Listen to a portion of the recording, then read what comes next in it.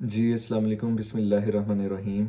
आप देख रहे हैं मेरा यूट्यूब चैनल और मैं हूं अब्दुल वहाब। मैं सबसे पहले आप सबका बहुत सारा शुक्रिया अदा करना चाहूँगा, आप लोगों की बहुत सारे कमेंट्स के लिए और मेरे जो नेक्स्ट वीडियो ये जो पार्ट 2 था,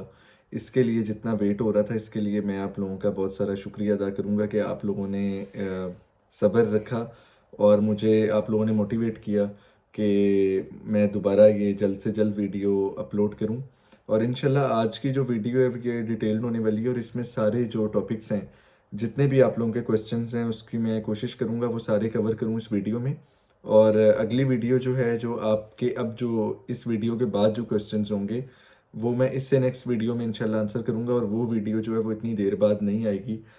ये वाली वीडियो मेरी इतनी देर बाद क्यों आई, इसकी भी एक वजह है, वो मैं आप लोगों को बताता हूँ। लेकिन उससे पहले मैं आप लोगों को ये बताता चलूँ कि आज की जो वीडियो है इसके अंदर इंशाल्लाह नॉर्वे से रिलेटेड जितने क्वेश्चंस हैं, जिसमें सबसे पहले फैमिली इमिग्रेशन वाला एक क्वेश्चन है, वो बार बार रेज हुआ और दूसरा फार्मासिस्ट के स्कोप के हवाले से कि सेचुरेशन का और सारा प्रोसेस का, तीसरा जो क्वेश्चन था वो कॉस्ट कितनी लग रही है, कितनी आ रही है, चौथा जो यूडीआई के ऊपर काफ़ी सारे लोगों ने कमेंट्स किए कि यूडीआई जो है वो बहुत ज़्यादा सुस्त है या वीज़े नहीं दे रही, या क्या वजह है पाकिस्तानियों के साथ ख़ास तौर पे इस तरह का जुल्म क्यों हो रहा है। तो ये इंशाल्लाह सारी जो बातें हैं, इन सारों के जवाब जो हैं वो आज की इस वीडियो में आप लोगों को मैं बारी बारी बताने लगा हूँ।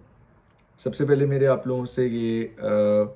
रिक्वेस्ट है कि मेरे चैनल को अगर आपने सब्सक्राइब नहीं किया तो आप कर लें और इसके साथ साथ आप लोगों का बहुत शुक्रिया और अल्हम्दुलिल्लाह कि बहुत सारी वीडियोस जो है मेरी वो बहुत अच्छा वो ग्रो की और बहुत सारे लोगों ने बहुत पॉजिटिव कमेंट्स दिए, जिसकी वजह से मुझे फिर से मोटिवेशन मिली कि मैं जल्द से जल्द जो है वो आप लोगों के लिए एक और वीडियो बनाऊं। और इंशाल्लाह मैंने जो मेरी हंगरी वाली वीडियो और जो इस्तोनिया वाली है, उनके जो गेस्ट थे हमारे, उनको भी मैं इंशाल्लाह उनसे मैंने रिक्वेस्ट की है कि हम दोबारा से उनके साथ उसका पार्ट 2 बना सकें और जो यूएस वाली वीडियो है उसका भी पार्ट 2 इंशाल्लाह ताला वो मैं कोशिश कर रहा हूँ कि जो यूएस के वहाँ पे रजिस्टर्ड फार्मासिस्ट हैं वो मेरी उस वीडियो में आएँ और वो खुद आके उसके आंसर्स दें। चलते हैं जी अब नॉर्वे की तरफ। तो नॉर्वे का जो सबसे पहला जो क्वेश्चन है जो यूडीआई वाला आ रहा है, उसके लिए मैं आप लोगों को ये बात बताऊं कि यूडीआई ने जो ऑफिशियली जो ईमेल की है इस साल, वो ये की है कि इस साल उनके पास जो केस वर्कर्स हैं, हर एम्बेसी के अंदर कुछ केस हैंडलर्स होते हैं जो आपको वीज़ा का सारी चीज़ें देखते हैं, मतलब आपको वीज़ा इशू करना है या नहीं करना, वो तो एक एंड पे एक डिसीजन होता है कमेटी की तरफ से कह लें, या वो तो एक हायर अथॉरिटीज़ होती हैं। लेकिन जो केस हैंडलर्स होते हैं जो शुरू में आपकी डॉक्यूमेंटेशन से डील करते हैं, जो बेसिकली देखते हैं कि कौन सी चीज़ आपकी एप्लीकेशन के अंदर मिसिंग है, तो वो जो लोग हैं वो उनके जो वर्कर्स हैं या जो ऑफिसर्स हैं केस वीज़ा हैंडलर्स जिन्हें कहते हैं, उनकी तादाद 2024 में कम है यूडीआई के पास। ये ऑफिशियल मैं बात कर रहा हूँ आपको, जो ईमेल यूडीआई की रिसीव हुई है उसमें यही बात उन्होंने खुद मेंशन की है कि हम 2024 में हमारा टाइम जो है वो वीज़ा के ऊपर ज़्यादा लग रहा है। उसकी वजह कोई छुट्टियां नहीं है या कोई नॉर्वे वालों का कोई यूडीआई का कोई और इशू नहीं है, वो उनकी अपनी कह लें कि मैन पावर का इशू है कि उनके पास इस साल इनफ केस हैंडलर्स नहीं है, जिस वजह से जो कम लोग हैं उनके ऊपर लोड ज़्यादा है एप्लीकेशंस का। तो वो वीज़ा की जो बहुत सारे जो वीज़ाज़ हैं वो डिले हो रहे हैं। सिर्फ आप लोगों के नहीं हो रहे जो नॉर्वे से बाहर बैठे हैं, बल्कि जो नॉर्वे के अंदर लोग रह रहे हैं, जो स्टूडेंट्स हैं जिनका रीन्यूअल होना है या जिनका जॉब सीकिंग वीज़ा जो होता है, जॉब सर्च वीज़ा, उसके जो जवाब हैं वो भी अभी तक नहीं आ रहे। और मतलब जो अगर उसकी जो कह लें कि आप वेबसाइट के ऊपर मेंशन्ड है 3 महीने का जो वेटिंग टाइम है, तो वो 5-5 महीने तक भी नहीं आ रहा और कईयों को तो ईमेल का जवाब भी नहीं आ रहा। तो आप लोगों की जो मेन बात जो यूडीआई का जो मसला है, वो उसका आंसर यही है कि यूडीआई का एक तो वजह ये है, जो मेन वजह है जो ऑफिशियल भी है, कि उनके पास बंदों का इस दफ़ा जो केस हैंडलर्स हैं उनका इशू है, उनकी तादाद कम है और उस वजह से उनके ऊपर प्रेशर ज़्यादा है। तो दूसरी जो बात मैं आप लोगों को फैमिली इमिग्रेशन के हवाले से बताने जा रहा हूँ, वो ये कि जो फैमिली इमिग्रेशन का बहुत सारा सवाल आता है ना, उसमें नॉर्वे का कोई भी प्रोग्राम कनाडा या और मुल्कों की तरह इस तरह से नहीं है कि जिस तरह कनाडा में आप लोग अपनी अगर हस्बैंड और वाइफ है तो वो कोई भी एक एप्लीकेंट जो है वो ये करता है कि वो आइल्ट्स में अच्छे स्कोर्स लेके वो प्राइमरी एप्लीकेंट बन जाता है। तो वो प्राइमरी एप्लीकेंट जब बनता है उसके बाद वो अप्लाई करता है और उसकी बेस पे उसका स्पाउस जो है वो भी अप्लाई कर सकता है, और दोनों की या तो इकट्ठी पीआर आती है अगर जैसे कनाडा के केस में, और अगर ऑस्ट्रेलिया का केस है तो पहले एक की पीआर आती है और उसकी बेस पे स्पाउस वीज़ा अप्लाई होता है। तो नॉर्वे में ऐसा कोई प्रोग्राम नहीं है अभी तक, जो मेरी इन्फॉर्मेशन है उसके मुताबिक अभी तक ऐसा कोई इमिग्रेशन का प्रोग्राम नहीं है कि आप सिर्फ आइल्ट्स दें या यहाँ की लैंग्वेज करें और आप अप्लाई कर दें। तो नॉर्वे में फैमिली इमिग्रेशन का क्या तरीक़ेकार है या क्या और अल्टरनेटिव है या सोल्यूशन है, वो मैं आप लोगों से शेयर करने लगा हूँ। सबसे पहले ये कि पहली बात तो ये नॉर्वे उन कंट्रीज़ में है, उन कह लें कि अच्छे मुल्कों में है जो आपके स्पाउस को आने से रोकते नहीं हैं, तंग नहीं करते। लेकिन क्या वो वजूहत हैं, क्या वो रेड फ्लैग्स हैं या क्या वो बाउंड्रीज़ हैं जिसमें आपके स्पाउस को कभी भी नॉर्वे नहीं आने देगा, चाहे आप लीगली ऑफिशियली मैरिड हैं फिर भी वो नहीं आ सकता, उसकी तरफ भी मैं जाता हूँ। लेकिन पहले मैं आपको ये बता रहा हूँ कि जनरल रूल ये है कि नॉर्वे जो है वो उन मुल्कों में है जो बहुत इस चीज़ से रिलेटेड खुले दिल से तस्लीम करता है कि आप अपनी वाइफ को या आप अपने हस्बैंड को जल्द से जल्द यहाँ बुला सकें। उसका तरीक़ेकार ये है कि या तो जो दोनों में से एक बंदा यहाँ पे स्टूडेंट वीज़े पे आए, मास्टर्स के लिए आए, बैचलर्स के जो वीज़ा रेशो हैं इंडियंस के तो ज़्यादा हैं, लेकिन जो पाकिस्तानी लोग हैं वो मैंने कम देखे हैं। और जहाँ तक मैंने सुना है वो यही कि बैचलर के वीज़ा पाकिस्तानियों को उस तरह से नहीं मिलता। लेकिन अगर हम मास्टर्स की बात करें या पीएचडी की बात करें तो बहुत इजीली आपको वीज़ा मिल जाता है अगर आपका एडमिशन हो जाए यूनिवर्सिटी में उसकी बेस पे। तो उसकी फ़ीस लगा दी है इन्होंने। ये फिर से एक जो है वो पिछले साल से ये रूल चेंज हुआ है कि अब जो है वो इंटरनेशनल मास्टर्स की फ़ीस है। इससे पहले 2022 से पहले नॉर्वे में फ्री मास्टर्स हुआ करता था, यानी कि आपने बिल्कुल भी कोई फंड्स फीस नहीं देनी, बल्कि आपने सिर्फ एक फ़ंड्स की जो स्टेटमेंट है वो प्रूफ ऑफ फंड्स शो करवा के आप आ जाते थे। लेकिन अगर हम 2024 की बात करेंगे और अब आगे 25 की बात करेंगे तो वो यही है कि आप एक जो अगर एक फैमिली है तो उनमें से एक जो एप्लीकेंट है वो यहाँ पे स्टूडेंट वीज़े पे आएगा और दूसरा जो है वो उसकी बेस पे एज अ स्पाउस वीज़े पे आ सकता है। तो ये ईजीएस्ट वे है। दूसरा तरीका ये है कि आप में से एक को जॉब मिले, यहाँ पे वर्क वीज़ा मिले। वर्क वीज़ा मिलना क्यों मुश्किल है या कैसे मिलता है, वो ये है कि सिंपल सी इसकी जवाब ये है कि यहाँ पे नॉर्वे की मार्केट छोटी है एज़ कम्पेयर टू, अगर हम कंपेयर करें दूसरे यूरोपियन मुल्कों के जैसे जर्मनी है या फिर इटली, फ्रांस है, या फिर अगर दूसरे मुल्कों में हम देखें जैसे यूएस है तो ऑब्वियसली, या दुबई की मार्केट है, या दूसरी और जो वेल स्टैब्लिश कंट्रीज हैं ऑस्ट्रेलिया वगैरह, उनसे नॉर्वे की मार्केट बहुत छोटी है। उसकी वजह यह है कि यहाँ पे 55 लाख की आबादी है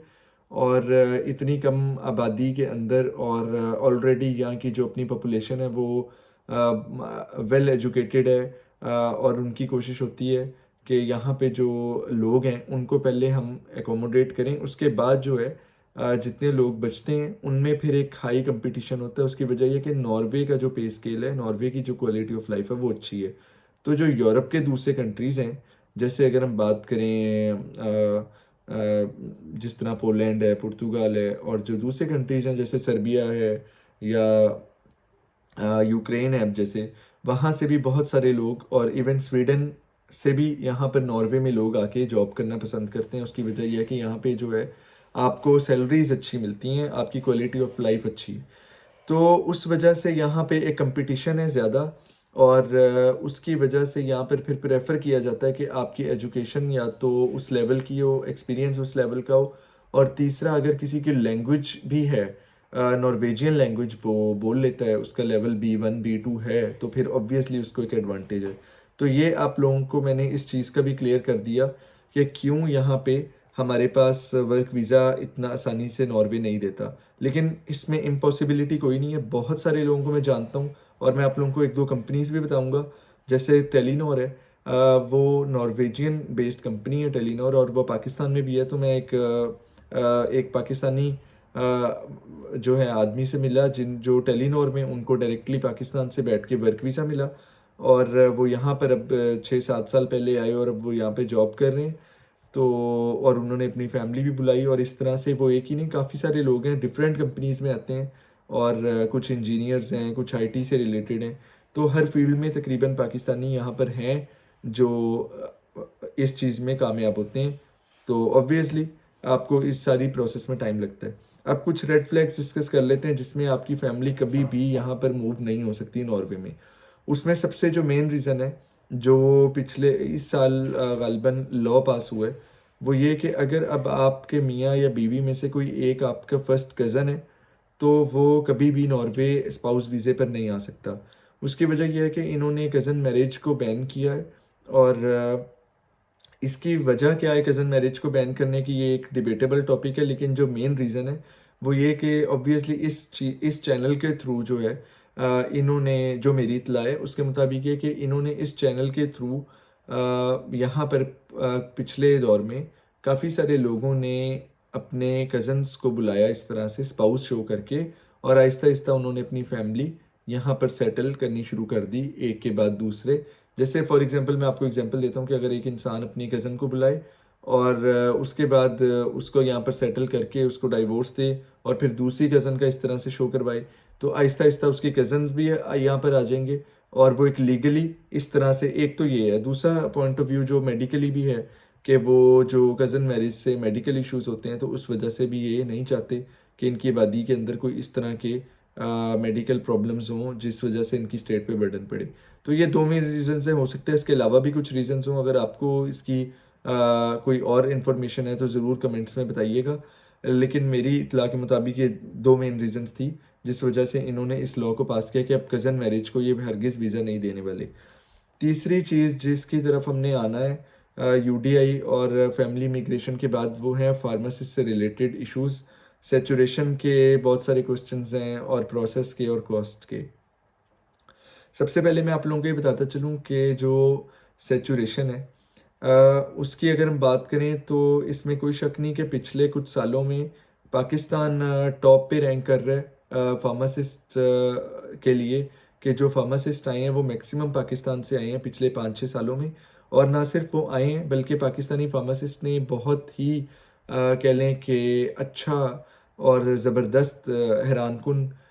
काम ये किया है कि इन्होंने अपने 2 से 3 साल के ड्यूरेशन में अपने सारी रिक्वायरमेंट्स पूरे किए हैं और वो जॉब्स पे आए हैं। तो ये एक ऐसी चीज़ है कि जिसके लिए आपको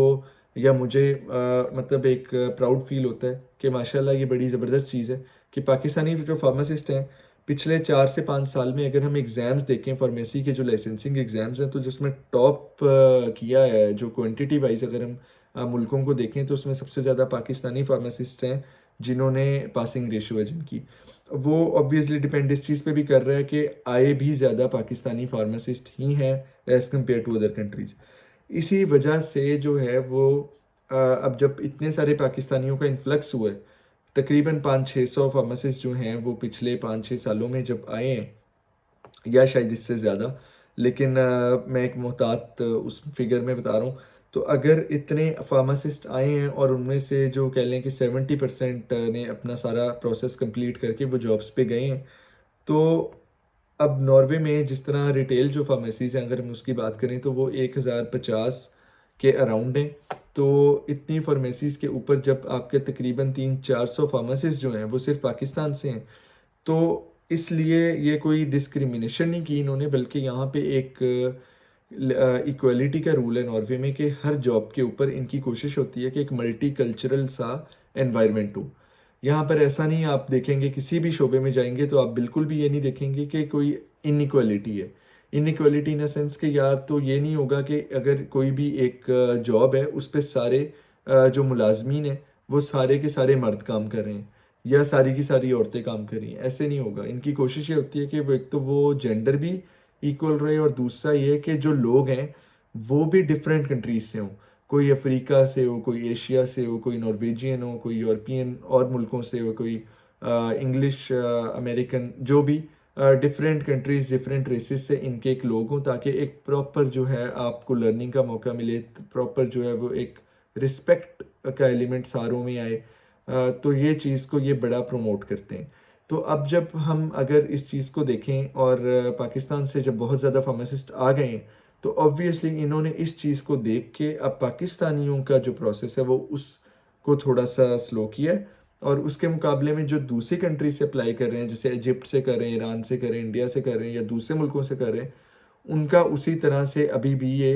प्रॉपर स्पीड से उनको एंटरटेन कर रहे हैं। उसकी वजह यही है कि ये चीज़ को मेक श्योर कर रहे हैं कि ये ना हो कि अगर आप किसी एक हॉस्पिटल या फार्मेसी या दूसरे किसी हेल्थ सेक्टर के उस डिपार्टमेंट में जाएं तो वहाँ पर आपको सारे सिर्फ एक ही मुल्क से मिलें। तो ये है मेन रीज़न पाकिस्तानियों की एप्लीकेशंस का जो अभी स्लो होना है, उसकी एक वजह ये है। और दूसरी वजह ये है कि कुछ इनकी उस तरह से डिमांड भी मीट हो चुकी है। जो आज से 5-6 साल पहले फार्मासिस्ट की डिमांड अचानक बहुत ज़्यादा हुई थी कोविड में, और कोविड के बाद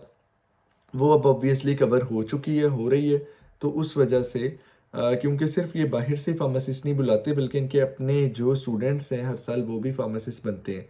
तो ये कुछ मेन मेन बातें थी जो आप लोगों को बतानी ज़रूरी थी, और इससे रिलेटेड बहुत सारे क्वेश्चंस थे। स्पाउस वीज़ा से रिलेटेड, कैसे आप वर्क वीज़ा कैसे ले सकते हैं नॉर्वे का, और आप जो है ये फार्मासिस्ट से सैचुरेशन का जो इशू है, ये सारी चीज़ें जो हैं वो सारी मैंने कोशिश की हैं कि इस वीडियो में कवर करूं। और इंशाल्लाह मेरी आप लोगों से ये मेरा वादा है कि अगली जो वीडियोस है मेरी इंशाल्लाह वो रेगुलरली आएंगी और इतना टाइम नहीं लगेगा। और वो जो इतना टाइम लगा है उसकी रीज़न्स ये हैं कि सबसे पहले तो ये कि मेरा अपना एग्ज़ाम्स थे, लाइसेंसिंग के एग्ज़ाम्स थे यहाँ पे फार्मेसी के, और उसके अलावा फिर यहाँ पे इंटर्नशिप थी, उसके अलावा जॉब का प्रोसेस था। तो वो सारी चीज़ों में जो है वो मुझे टाइम नहीं मिल रहा था कि मैं वीडियो बना सकूं, क्योंकि मेरी कोशिश ये होती है कि वीडियो जब भी मैं बनाऊं तो उसके अंदर प्रॉपर कंटेंट जो हो, चाहे वीडियो 10 मिनट की हो लेकिन उसमें वो तमाम रियलिटीज़ आप तक पहुंच जाएं कि वर्थ इट हो वो वीडियो। ना कि मैं हर रोज़ या हर दूसरे दिन या हर हफ्ते एक वीडियो अपलोड करूं जिसमें मेरी कोई ख़ास रिसर्च ना हो, कोई इन्फॉर्मेशन ना हो, और महज एक कह लें कि लोगों को मैं कोई मिसगाइड करूं। वो मेरा बिल्कुल भी मतलब कि मेरा बिल्कुल भी वो एम नहीं है। तो इंशाल्लाह मेरी कोशिश ये होती है कि प्रोडक्टिव बात हो और टू द पॉइंट हो और शॉर्टेस्ट वे में हो। तो ये सारी चीज़ें थी। इसके अलावा कुछ क्वेश्चंस मैं भी कोशिश करूँगा कि मैं साथ साथ देखूँ कि मेरी वीडियो के ऊपर जो कुछ क्वेश्चंस आए हुए हैं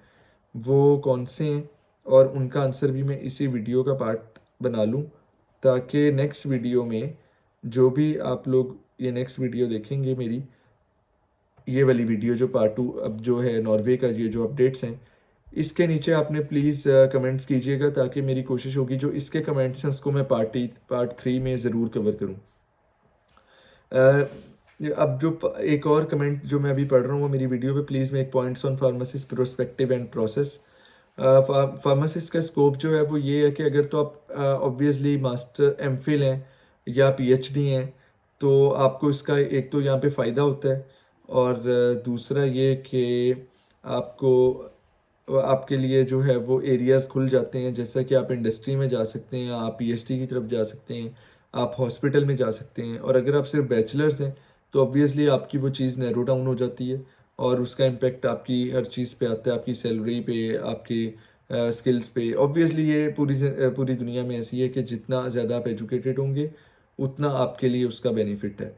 दूसरा कमेंट जो है वो ये है कि जी सर्कमस्टेंसेस कैसे हैं पाकिस्तानी लोगों के नॉर्वे में। उसका ये है कि जी सर्कमस्टेंसेस अल्हम्दुलिल्लाह बहुत अच्छे हैं। नॉर्वे को किसी किस्म का कोई क्राइसिस नहीं है फ़िलहाल, और उम्मीद है इंशाल्लाह आने वाले सालों में भी ऐसा कोई चक्कर नहीं होगा।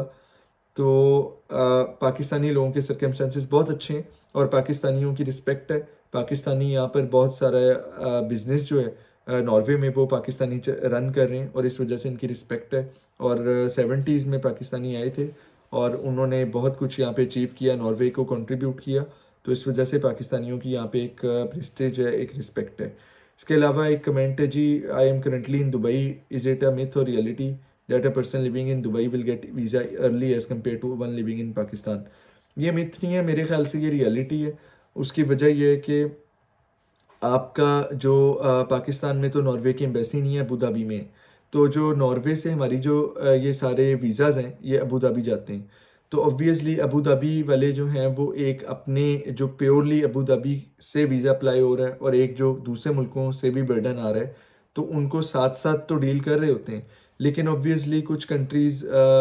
जो हैं वो अपनी उसको प्रियोरिटाइज़ करती हैं। तो इसमें मतलब मैं यही कहूँगा कि इसमें चांसेस हैं कि आप अगर पाकिस्तान के अलावा कहीं और से कर रहे हैं तो आपका वीज़ा जल्दी प्रोसेस हो जाएगा। उसकी एक रीज़न यही है कि पाकिस्तान में डॉक्यूमेंटेशन की वेरिफिकेशन का एक लंबा प्रोसेस है, जिसकी वजह से कुछ लोगों का अब इंटरव्यूज़ भी हुए हैं और कुछ के नहीं हुए।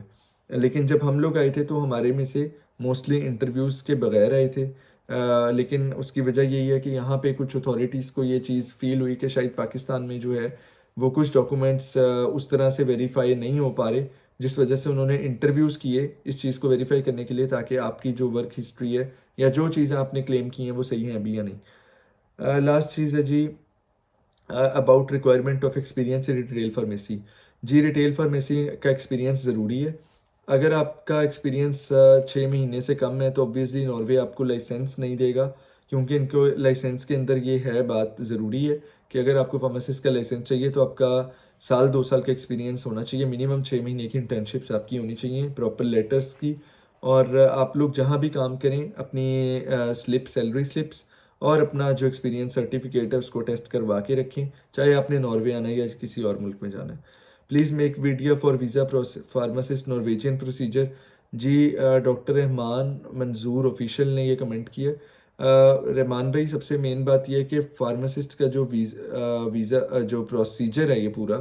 वो ये है कि फार्मासिस्ट को वीज़ा तब मिलता है जब फार्मासिस्ट के पास यहाँ का टेम्परेरी लाइसेंस हो एज अ फार्मासिस्ट। तो वो फार्मासिस्ट का टेम्परेरी लाइसेंस कैसे अप्लाई करना है, वो आपने इनकी वेबसाइट पे जाना है, एलसे डायरेक्टोराते की, और उसके ऊपर आपने जाके, मैं लिंक भी मेंशन कर दूंगा, वहाँ पे जाके आपने फार्मासिस्ट का वो सिलेक्ट करना है और आपने उसकी फ़ीस देनी है, डॉक्यूमेंट्स अपलोड करने हैं सारे अटेस्ट करवा के। और उसके बाद आपका वेटिंग टाइम है 1 साल का, उसके बाद आपको टेम्परेरी लाइसेंस मिलेगा। उसकी बेस पे आपने कुछ और डॉक्यूमेंट्स के साथ फिर वीज़ा अप्लाई करना है और उसकी बेस पे आपने इधर आना है और आके लैंग्वेज करनी है। लैंग्वेज करके आपने इनका लाइसेंसिंग एग्ज़ाम देना है और उसके बाद आपने यहाँ पे जॉब ढूंढ के जॉब लेनी है और उसके बाद अपने अपना वीज़ा स्टूडेंट से वर्क वीज़ा में कन्वर्ट करवाना है।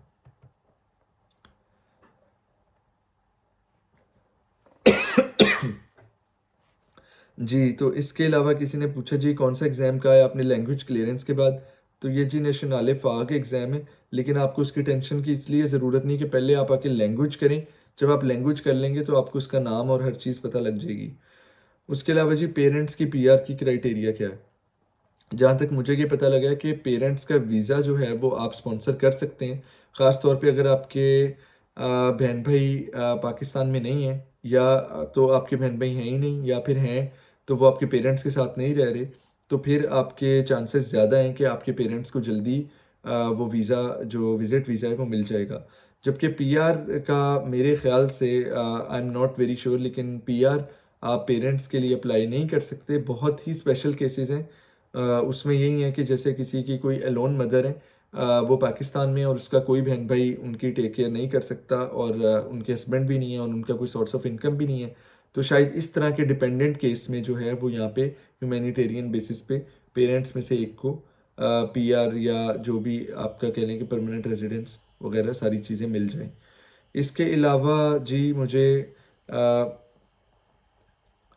और कोई भी ऐसा सवाल नज़र नहीं आ रहा जिसका मैंने जवाब ना दिया हो अभी तक। अगर आपके कोई और सवाल हैं तो प्लीज़ वो इस वीडियो के कमेंट्स में पूछिएगा। इंशाल्लाह अपना ख्याल रखिए, मुझे इजाज़त दीजिए, अगली वीडियो तक मिलते हैं, अगली वीडियो में। अल्लाह हाफिज़।